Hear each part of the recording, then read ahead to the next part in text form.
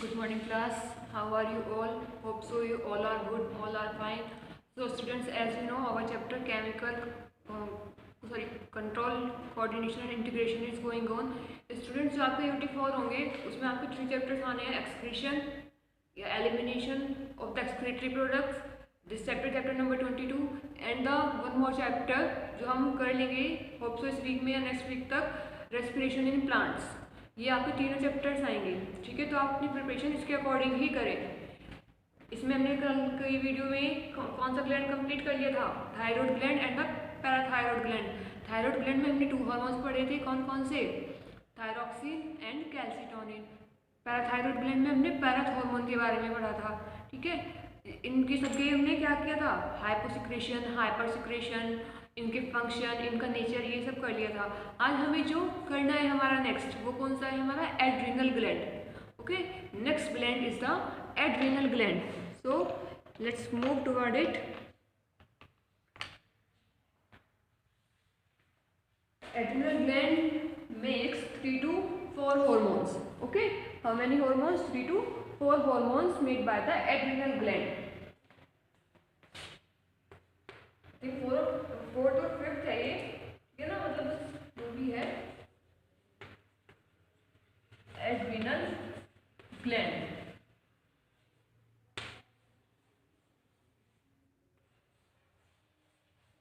ठीक है।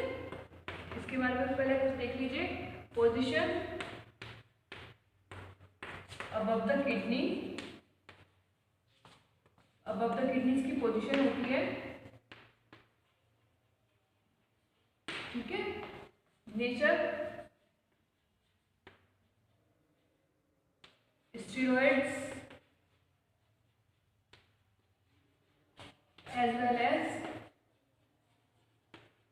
Non steroids. इसमें जो हॉर्मोन्स बनते हैं वो स्टेरॉइड्स भी होते हैं और नॉन स्टेरॉइड्स भी होते हैं। ओके, तो ये 2 बातें थी हमारी किसके रिगार्डिंग, एड्रिनल ग्लैंड के रिगार्डिंग, जो इसमें हार्मोन बनते हैं उनके रिगार्डिंग। ओके, तो उसमें जो हमारा सबसे फर्स्ट हार्मोन आएगा, एड्रिनल ग्लैंड सबसे पहला हार्मोन बनाता है, that is mineral corticoid. Mineral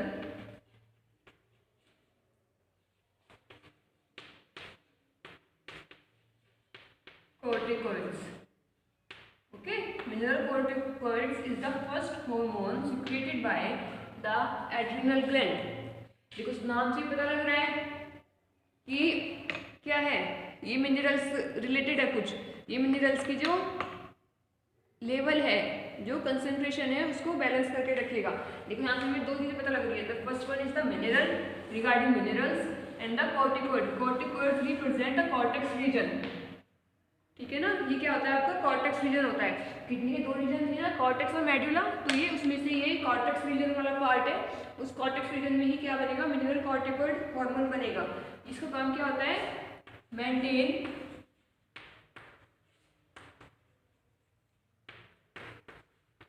sodium potassium ions, ठीक है ना, level in the blood,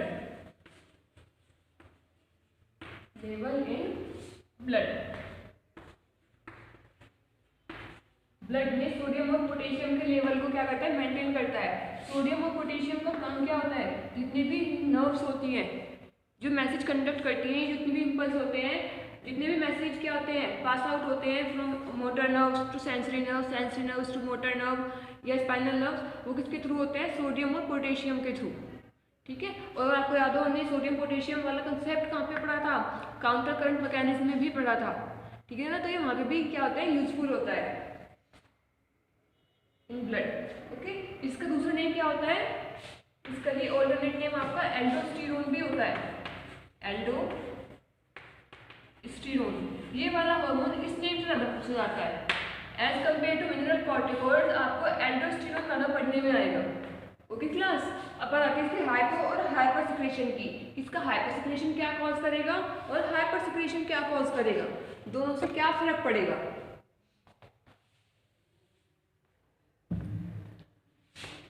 firstly hyposecretion of mineral corticoid, ऊपर तो फंक्शन हो गया इसका, जैसे हम अब तक करते आए ऐसे वैसे ही करेंगे। हाइपो वैस hyper secretion,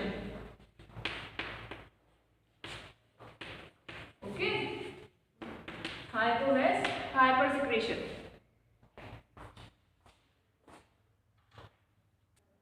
So class start our hyposecretion as well as hypersecretion। बच्चों आप पढ़ तो रहे हो क्योंकि बड़ा इंटरेस्टिंग चैप्टर है, मुझे तो चैप्टर बहुत अच्छा लगता है, होप्स आपको भी सही लगता होगा क्योंकि इसमें ना और कुछ नहीं तो एटलीस्ट हमें काफ़ी सारे डिजीज़ के बारे में जानने के लिए मिलता है कि इस डिजीज़ के लिए मे बी ये फैक्टर रिस्पॉन्सिबल हो सकता है, ये फैक्टर रिस्पॉन्सिबल हो सकता है। ठीक है, तो देखो हाइपोसिक्रेशन की बात करते हैं तो हाइपो सबसे पहला सिम्टम क्या आता है, ब्रोंज लाइक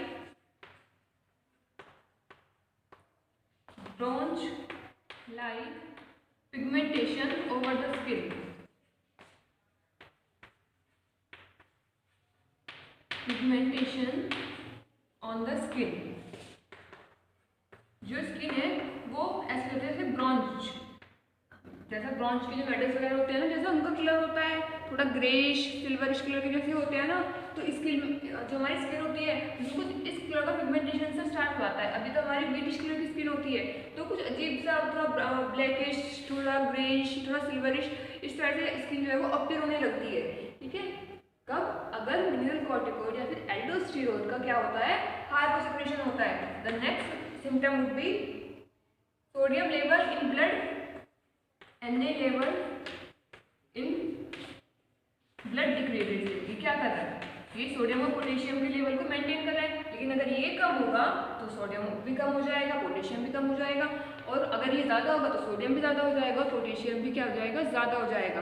ठीक है, इससे क्या होगा, अगर ये कम होता है तो जो कॉन्शियसनेस होती है ना, किसी भी चीज़ पर रिएक्ट करने की जो हमारी कैपेबिलिटी होती है वो डिक्रीज हो जाती है, हमें सडनली समझ ही नहीं आता कि हम कैसे रिएक्ट करें। Okay,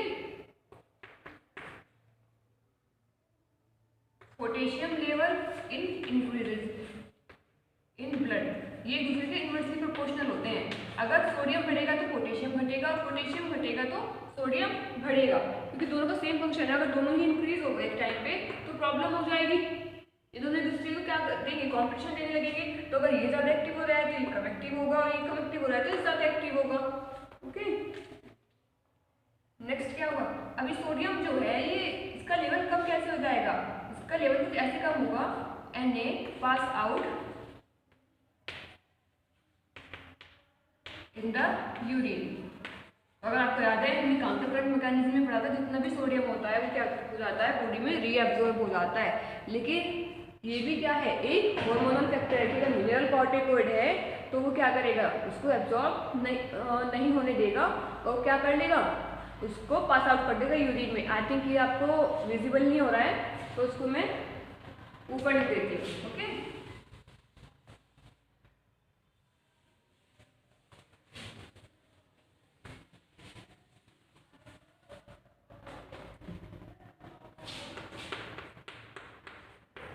sodium pass out into the urine. Okay, इस तरह से, इस वजह से क्या होता है कि सोडियम का लेवल होता है वो ब्लड में डिक्रीज हो जाता है। The next would be more water is lost, more water is lost in urine, मतलब डाययूरेटिक। हाइपोसिक्रेशन होता है यूरिन का, मैंने बताया था ना, hypersecretion, sorry hypotonic, it's hypotonic not hyper. ठीक है, ये क्या हो जाएगा, हाइपोटोनिक हो जाएगा। ओके, तीन तरह के सॉल्यूशन बताए थे मैंने, hypotonic, hypotonic and isotonic solution. चलिए, अगर हाइपर कंडीशन है तो हाइपर में क्या होगा, just opposite to the hypo, Na level in blood increases, potassium level in blood decreases. Okay, then blood volume decreases and blood pressure, sorry, BP also increases. Okay, तो ये कुछ symptoms होते हैं हाइपोसिक्रेशन और हाइपरसिक्रेशन। किसका हाइपर है यहाँ पे आपका aldosterone, that is mineral corticoid hormone का।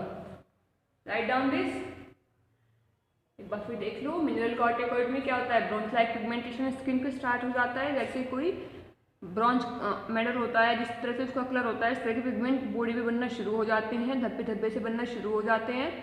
नेक्स्ट क्या है, सोडियम का जो लेवल है बॉडी में वो डिक्रीज हो जाता है, मतलब जो सिग्नल्स हैं वो अपनी फुल इफिशियंसी से पास आउट नहीं होते हैं।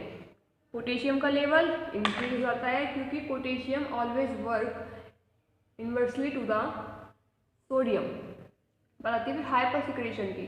हाइपर सिक्रेशन में क्या होगा, just opposite of the hyper secretions.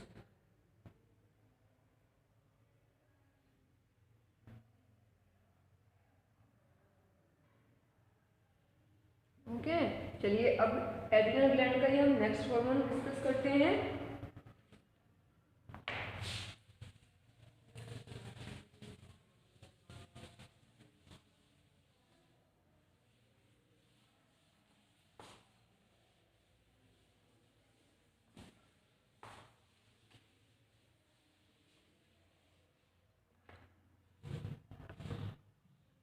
The second would be, gland same है, हार्मोन डिफरेंट है, दैट इज ग्लूकोकॉर्टिकॉइड।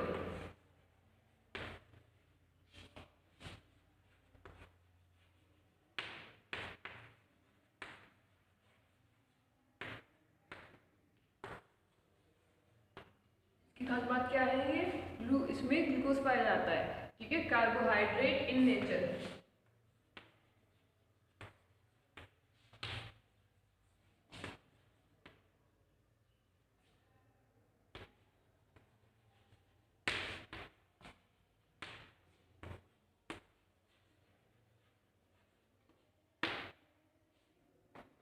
या फिर इसको शुगरी भी बोल सकते हैं कि शुगरी इन नेचर।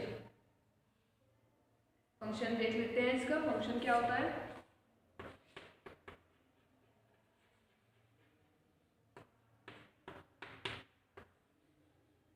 फंक्शन सबसे पहले है ग्लूकोनियोजेनेसिस, या फिर बिल्कुल नया वर्ड है ग्लूकोनियोजेनेसिस।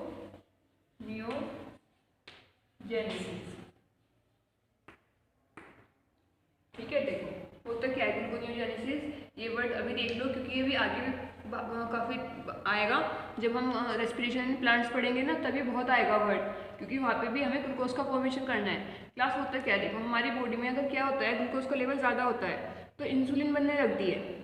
ठीक है, क्या होता है, इंसुलिन बनने लगती है, वो इंसुलिन क्या करती है, उस ब्लड शुगर लेवल को कम कर देती है, मतलब जितना भी ग्लूकोज होता है वो लीवर में एब्जॉर्ब हो जाता है, जितना भी क्या है आपका ग्लूकोज एक्स्ट्रा है ब्लड में वो एब्जॉर्ब हो जाएगा लीवर में।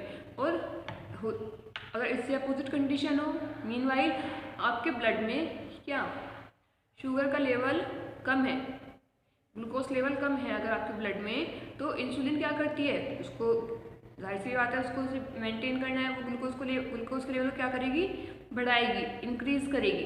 तो कैसे करती है, ग्लूकोज नहीं है बॉडी में अवेलेबल इतना, या कुछ कार्बोहाइड्रेट्स अवेलेबल नहीं है कि वो उनसे क्या कर सके, ग्लूकोज बना सके, तो यहाँ पे क्या होता है कि वो अदर देन कार्बोहाइड्रेट्स, ठीक है ना, ध्यान से सुनना, अदर देन कार्बोहाइड्रेट्स किसी और चीज़ से जब वो ग्लूकोज का फॉर्मेशन करता है विया अ नंबर ऑफ रिएक्शंस, उसको कहते हैं नियो। नियो का मतलब होता है अदर, ठीक है, कि मतलब ग्लूकोज तो बनेगा लेकिन वो किसी कार्बोहाइड्रेट से नहीं बनेगा, किसी और मटेरियल से बनेगा, किसी और सब्सटेंस से बनेगा। ग्लूको का मतलब सेम वही है, ग्लूकोज। जेनेसिस का मतलब फॉर्मेशन,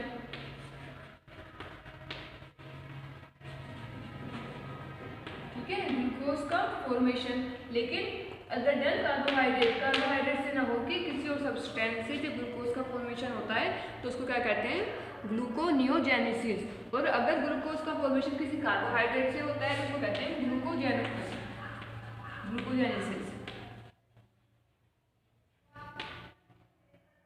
ठीक है, यहाँ पे क्या हो रहा है, किसी कार्बोहाइड्रेट से ग्लूकोज का फॉर्मेशन हो रहा है तो ये हुआ ग्लूकोजेनेसिस। और यहाँ पे क्या हुआ, अदर देन कार्बोहाइड्रेट किसी और सब्सटेंस से ग्लूकोज का फॉर्मेशन हो रहा है, इसलिए क्या हुआ आपका ग्लूकोनियोजेनेसिस हुआ है। ठीक है, तो जो ग्लूकोकॉर्टिकॉइड है ये भी कॉर्टेक्स रीजन में मिलता है और किस पे हेल्प करता है, ग्लूकोनियोजेनेसिस में हेल्प करता है। सबसे बड़ा फंक्शन है इसका ये। और सबसे फर्स्ट फंक्शन है। द सेकेंड वुड बी,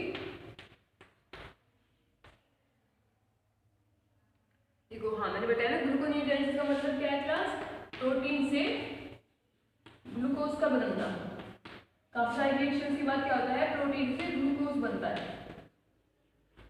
और लिख लो, जबकि प्रोटीन का जो फॉर्मूला होता है हमने पढ़ा है उसमें NH2 होता है, amine group NH2COOH।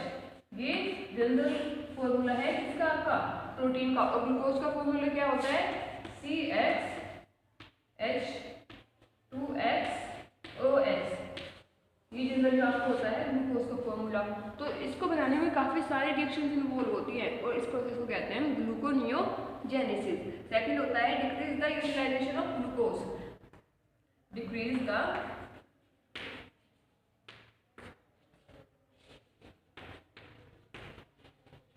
Utilisation of glucose. एक बड़ी कॉमन सेंस की चीज है, आपके पास एक पेन है जो खत्म होने वाला है लेकिन वो आपको बहुत अच्छा लगता है, ठीक है, और आपने उसको स्पेशल इवेंट के लिए बचा के रखा है, जैसे एग्जाम्स होंगे उस टाइम के लिए आपने बचा के रखा है, तो क्या आप उसे दोबारा से यूज़ करोगे एग्जाम से पहले ही? Definitely no. तो देखो जब ग्लूकोज का लेवल बॉडी में पहले ही कम है, कंडीशन ये आ गई है कि प्रोटीन से ग्लूकोज बनाने पड़ रहे हैं, तो क्या बॉडी में ग्लूकोज ज़्यादा यूज होगा? नहीं। तो मिनरल ग्लूकोकॉर्टिकॉइड सिक्रीट कब होता है, जब बॉडी में ग्लूकोज का लेवल कम हो जाता है। तो सारी फंक्शनिंग उसी के अकॉर्डिंग परफॉर्म करता है। सबसे पहला काम क्या करता है, वो कोशिश करता है कि प्रोटीन से ग्लूकोज बनाऊं, मतलब ग्लूकोनियोजेनेसिस का प्रोसेस स्टार्ट करूं। सेकंड उसका जो मेन मोटिव होता है कि बॉडी में ग्लूकोज का यूज कम हो। जो रिएक्शंस जिनमें ग्लूकोज यूटिलाइज हो रहा है वहाँ पे कुछ वो ऑल्टरनेट पाथवे को क्या कर ले, एक्सेप्ट कर ले, ठीक है। The third would be act as anti-allergic,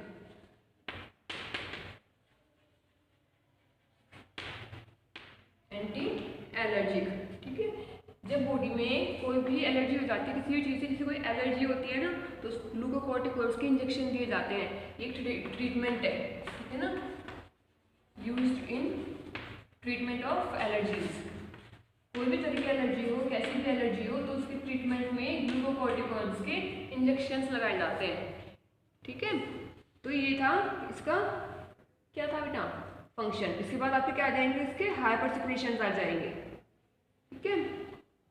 आप पहले नोट डाउन कर लो, फिर इसके हाइपर सिक्रीशंस करेंगे। चलो साइड में ही हम, जैसे में स्पेस दिख रहा है, हम यहीं पे इसके हाइपर सिक्रीशंस को भी डिस्कस कर लेते हैं। What would be the hyper secretions.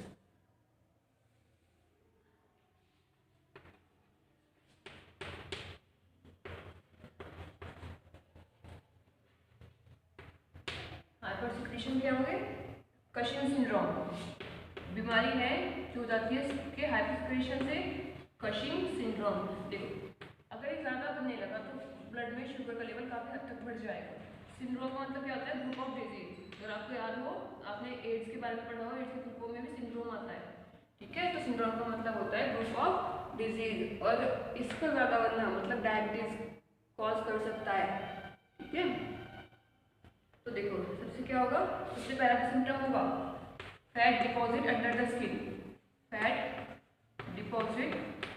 देखो कुशिंग मतलब जैसे कुशन्स होते हैं ना, फ्लफी, बिल्कुल फ्लफी होते हैं कुशन्स, तो सारे सिम्टम्स ऐसे हो जाते हैं कि वो इंसान है ना काफ़ी मोटा हो जाता है, काफ़ी फैटी हो जाता है वो, ठीक है। Fat deposition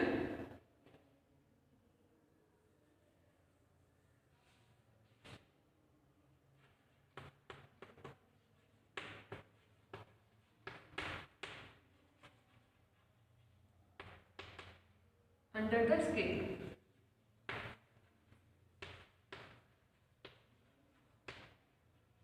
fat deposition under the skin. Second क्या होगा, sodium potassium increase, sodium level and potassium level in plasma बोल लीजिए या ब्लड बोल लो, एक ही बात है, ठीक है। इसमें सोडियम पोटेशियम का लेवल जो है वो इंक्रीज होने लगता है, ब्लड का वॉल्यूम इंक्रीज होगा, मतलब ब्लड फ्लो इंक्रीज होगा, blood volume increases, as a result blood pressure increases, ठीक है। इससे क्या होता है, ब्लड प्रेशर भी इंक्रीज हो जाता है। Next symptom would be swollen face and hand. मैंने अब जस्ट बताया है कि वो हर तरह से फ्लफी हो जाता है, स्वलन फेस एंड हैंड। जो फेस और जो हैंड है वो बहुत ज़्यादा फैटी हो जाता है, लग रहा है कोई स्वेलिंग आ रही है। ठीक है, हाई शुगर, जिस तरह भी बताया ये भी, ये तो कॉमन सेंस है कि अगर शुगर बनाने वाला हार्मोन ज़्यादा बनेगा तो डेफिनेटली शुगर ज़्यादा बनेगी। देन शुगर इन यूरिन, अब ज़्यादा शुगर तो बॉडी में एब्जॉर्ब ही नहीं हो सकती, कहाँ जाएगी इतनी शुगर, ब्लड प्रेशर बहुत ज़्यादा इंक्रीज हो जाएगा, तो जो शुगर है, जो ग्लूकोज है, वो यूरिन में पास आउट होने लगता है। और जब यूरिन में ग्लूकोज पास आउट होने लगे तो समझ जाना चाहिए कि उस इंसान को डायबिटीज़ है, वो एक डायबिटिक पेशेंट है। ये क्लास, तो इसमें आपका ये सब आएगा। अब यहाँ तक अगर आपको किसी को कोई भी डाउट है, कोई भी प्रॉब्लम है, तो आप पूछ लेना मुझसे। मैं इसलिए आपको मतलब बिल्कुल लाइन टू लाइन नहीं बता रही हूँ, सिर्फ जितना आपके लिए यूजफुल है, इसके फंक्शंस, इसके हाइपर कंडीशंस ही बता रही हूँ। ठीक है, तो देखो फैटी पोजीशन मतलब उसकी पूरी बॉडी पे जितने भी लिम्स हैं, जॉइंट्स हैं, वहाँ पे फैटी लेयर बन जाएगी, एडिपोज टिश्यू भर जाएगा, साथ में क्या होगा, सोडियम और पोटेशियम का लेवल भी ब्लड में इंक्रीज हो जाएगा। और अगर ब्लड वॉल्यूम इंक्रीज हो रहा है, मतलब ब्लड हार्ट में ज़रूरत से ज़्यादा ब्लड आ रहा है फिल्टर होने के लिए, ऑक्सीजनेटेड होने के लिए, तो ब्लड प्रेशर भी इंक्रीज होगा, ज़्यादा ब्लड आएगा तो उसका फ्लो भी बढ़ जाएगा। दूसरा क्या होगा, swollen face and hands, same वही फैटी कंडीशन, फिर हाई शुगर। भाई जाहिर सी बात है, अगर आप कोई ऐसी चीज़ है जो शुगर का लेवल बढ़ा रही है और अगर वो भी बढ़ गई तो उसका मतलब शुगर का लेवल भी बढ़ेगा। ठीक है, और नेक्स्ट शुगर इन यूरिन, अगर इसको बोलते हैं हम डायबिटीज इंसिपीडियस, ये कंडीशन होती है, डायबिटीज इंसिपीडियस की कंडीशन होती है। ठीक है, तो यहाँ पे आपका सेकंड हार्मोन भी खत्म हो जाता है, that is glucocorticoid. The third hormone is sex corticoid or gonadotropins. Let me raise this.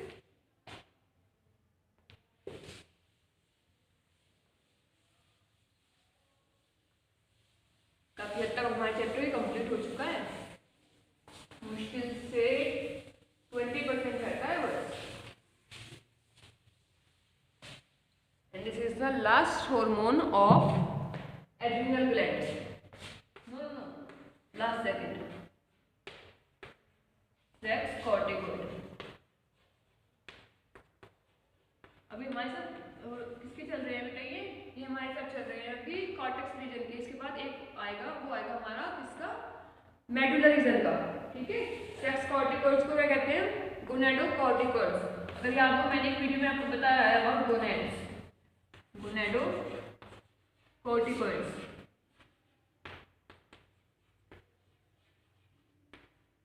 Gonad मतलब अवम और sperm, अवम in females and sperm in males.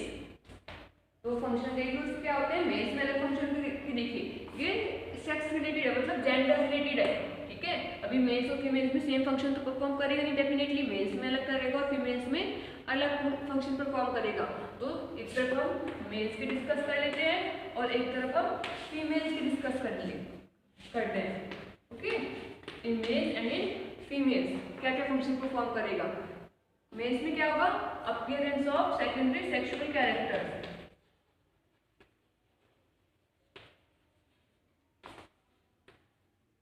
Secondary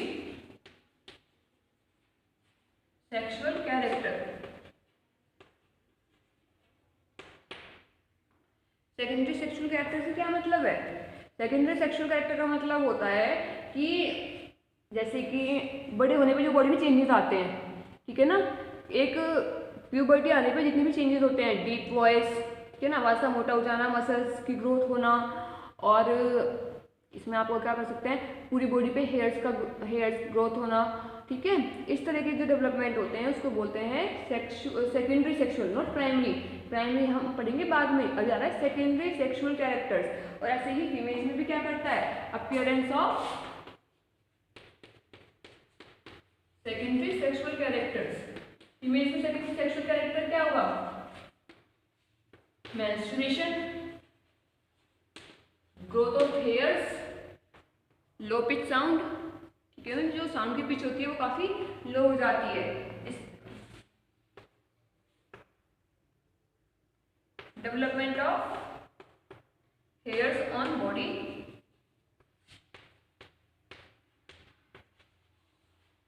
mail like voice,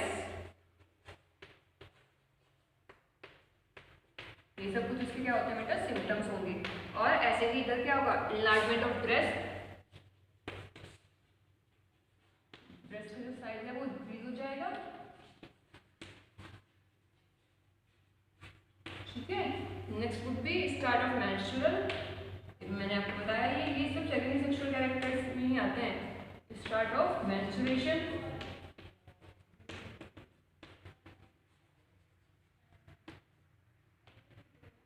female like hairs. तो ये क्या थे इसके फंक्शंस थे। इसका मतलब मेन फंक्शन आपका ओवरऑल क्या आता है, सेकेंडरी सेक्सुअल कैरेक्टर्स के डेवलपमेंट में ही ये यूज होता है और सारे फंक्शन उससे रिलेटेड परफॉर्म करता है। ओके, इसके बाद इसका आएगा हाइपर सिक्रेशन और हाइपर सिक्रेशन, जो हम नेक्स्ट वीडियो में कवर अप करेंगे, क्योंकि आज के लिए ये बहुत ज़्यादा हो जाएगा, फिर आप उसको पढ़ नहीं पाओगे। ओके माय डियर स्टूडेंट्स, तो आप उसको पढ़िए, कोई प्रॉब्लम है तो आप मुझसे पूछ लेना और अपने notes side by side complete करते चलना। Okay, thank you students, have a nice day ahead.